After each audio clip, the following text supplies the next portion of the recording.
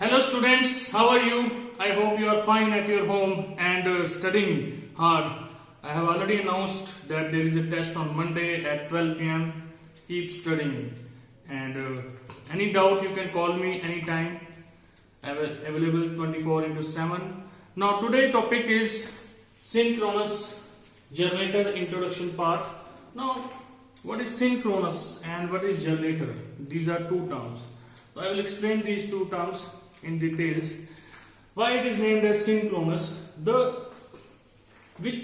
the speed of the rotor is synchronous speed, or the flux that is produced by it is rotating at a synchronous speed ns,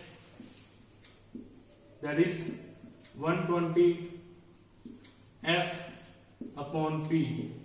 This is synchronous speed of the flux in case of synchronous generator. F is a frequency, P is the number of poles, ns is a synchronous speed. Now why it is called generator? Generator that generates, actually it is also named as alternator.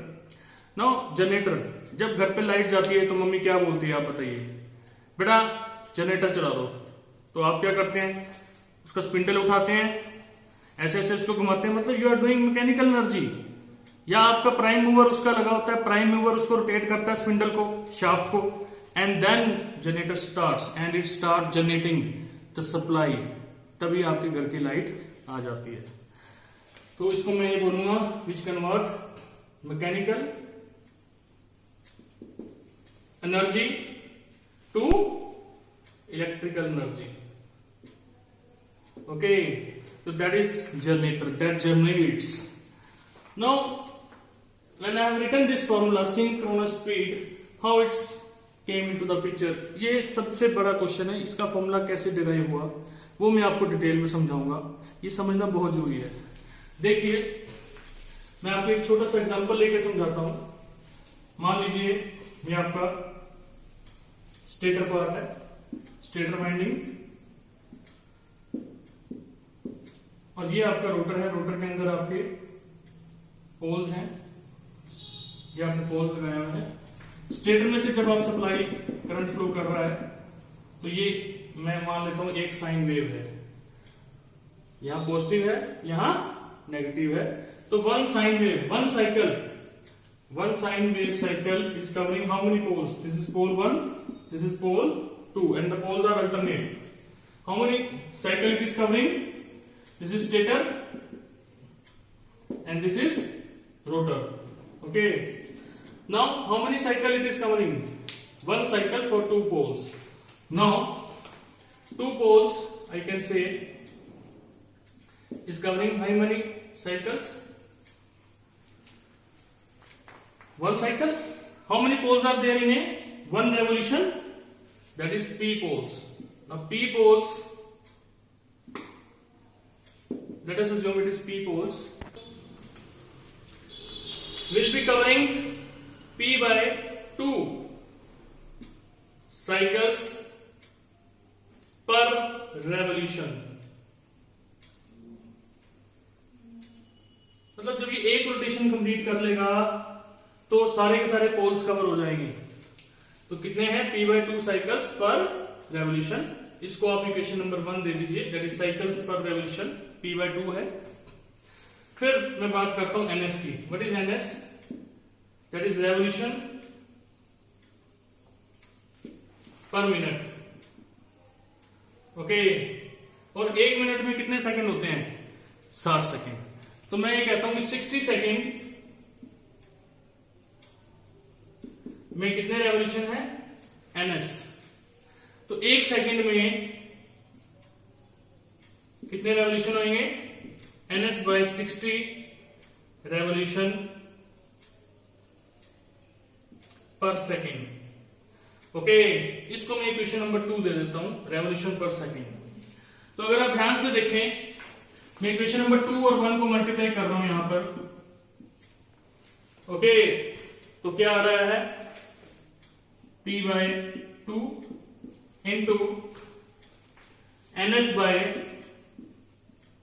60 is equal to मैं reading की बात कर रहा हूं। Reading क्या है इसमें, जो इसकी यूनिट्स हैं, ये है साइकिल पर रेवोल्यूशन 1 की।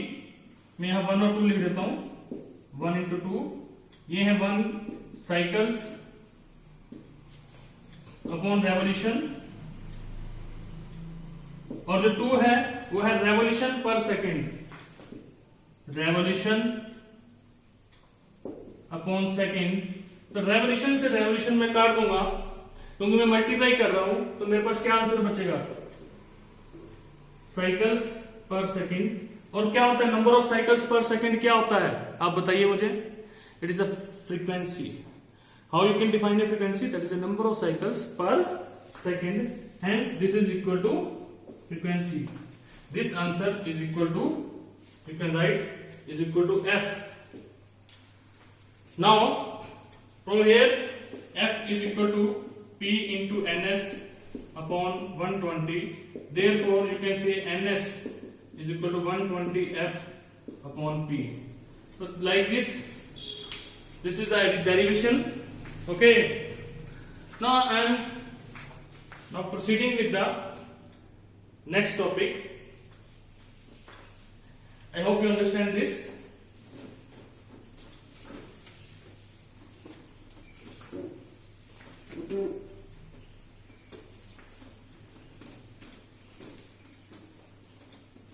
Now I'm just drawing the simple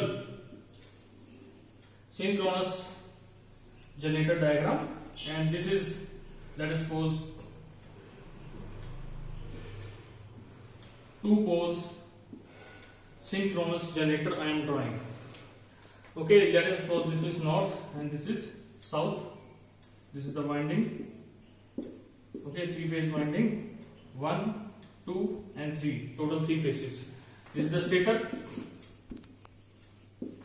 and this is the rotor.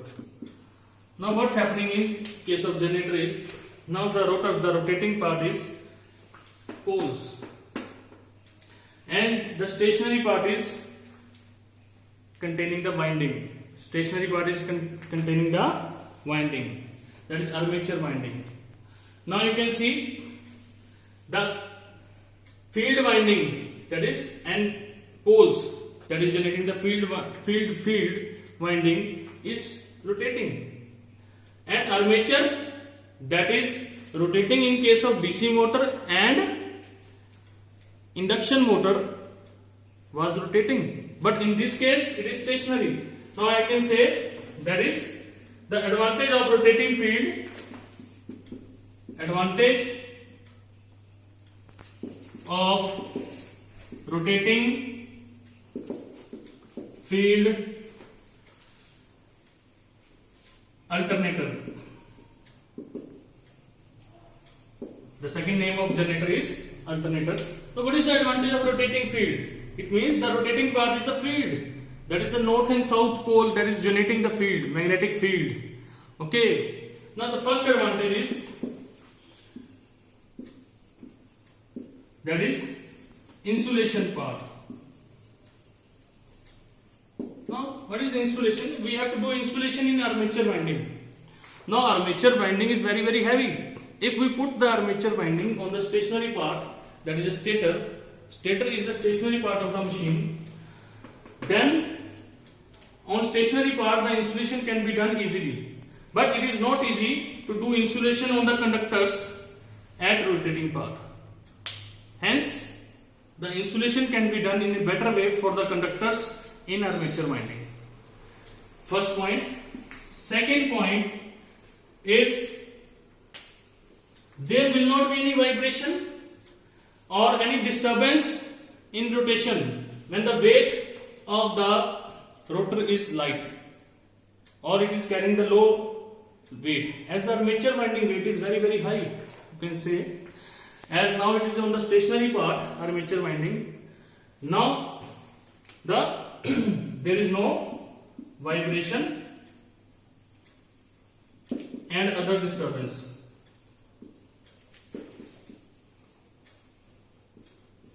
While rotating. Third point, easy cooling system you can provide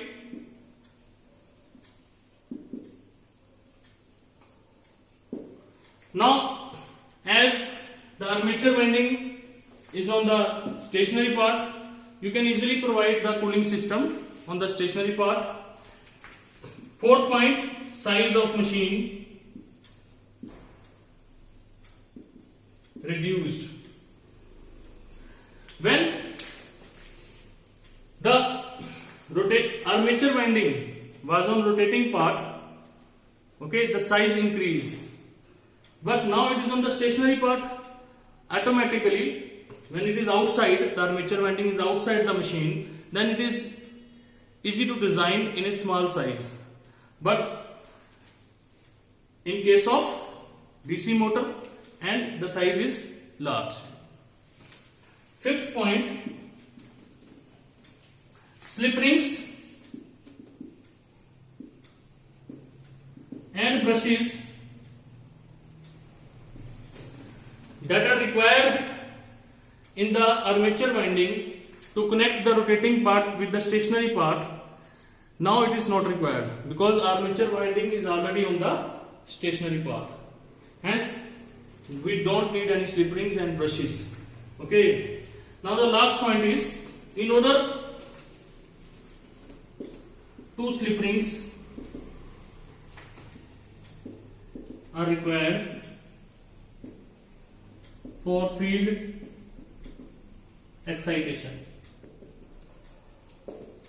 Now, before that, when the rotating part was armature winding, in that case we require 3 slip rings.